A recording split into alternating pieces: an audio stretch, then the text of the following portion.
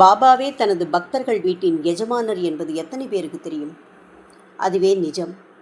இதை பிரதான் வீட்டு புரோகிதருக்கு ஒரு முறை பாபா நிரூபித்தார். பிரதானின் 4 வயது குழந்தைக்கு திடீரென உடல் நல குறைவு ஏற்பட்டது. இதற்கு காரணம் வைதீக இந்து பிரதான் முஸ்லிமான பாபாவை வழிபடுவதுதான் என்று பிரதான் நம்பியிருந்தார்.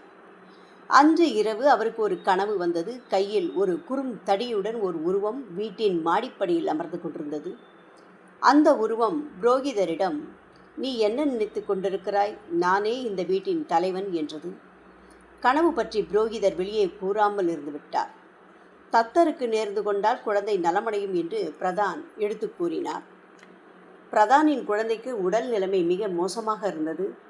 குழந்தை உயிருக்கு போராடுவதை உணர்ந்த புரோகிதர் பாபாவின் படத்தருகே ஓடிச் சென்று, மாலை 4 மணிக்குள் குழந்தை நலம் பெருமளவு குணமடைந்து கீழே வந்தால் நீரே தத்தர் என நான் ஒப்புக்கொள்கிறேன், உங்களுக்கு 120 ரூபாய் தட்சணை அளிக்கிறேன் என உரக்க கத்தி பாபாவிடம் வேண்டுதல் வைத்தார். காய்ச்சல் குணமாக ஆரம்பித்தது.